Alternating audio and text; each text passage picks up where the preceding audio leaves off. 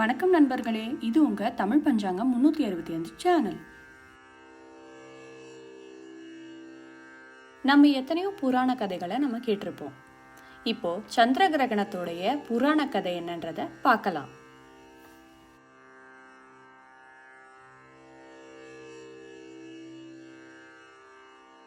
தமிழ் பஞ்சாங்கம் 365 சேனலை சப்ஸ்கிரைப் பண்ணாதவங்க சப்ஸ்கிரைப் பண்ணி வச்சுக்கோங்க. இந்த வீடியோ உங்களுக்கு பிடிச்சிருந்தா லைக் பண்ணுங்க, ஷேர் பண்ணுங்க.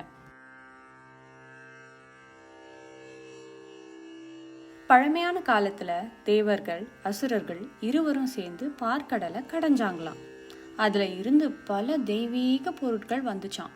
காமதேனு, லக்ஷ்மி தேவி, பல விலை மதிப்பற்ற ரத்னங்கள் கூட வந்துச்சான். இறுதியா அமிர்த கும்பம் வெளியே வந்துச்சான். அந்த அமிர்தத்தை யாரு குடிச்சாலும் மரணமற்றவரா மாறிடுவாங்களாம். விஷ்ணு பகவானோட உதவியால தேவர்கள் அமிர்தத்தை எடுத்துக்க முயற்சி செஞ்சாங்களாம். ஆனா ராகுங்கிற அசுரன் தேவர் மாதிரி வேடத்துல அமிர்தத்தை கூட்டத்துல கலந்து குடிக்க ஆரம்பிச்சாராம். இத கவனிச்சுக்கிட்டே இருந்த சூரியனும் சந்திரனும் அவங்க உடனே மகாவிஷ்ணுவிடம் புகாரா சொன்னாங்களாம்.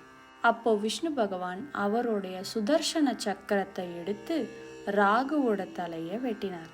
ஆனா அதுக்குள்ள ராகு அமிர்தத்தை தொட்டுட்டானாம்.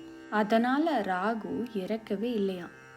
அவனோட தலை, அதாவது ராகுவோட தலையும் கேதுவோடைய உடலும் தனித்தனியா உயிர் பெற்றுச்சான்.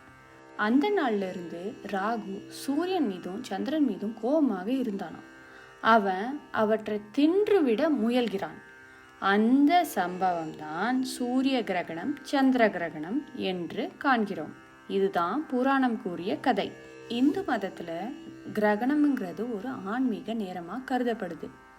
அந்த நேரத்துல மந்திரம், ஜபம், தியானம் இதெல்லாம் செய்யறது ரொம்ப அதிகமான பலனை தருன்றது நம்பப்படுகிறது.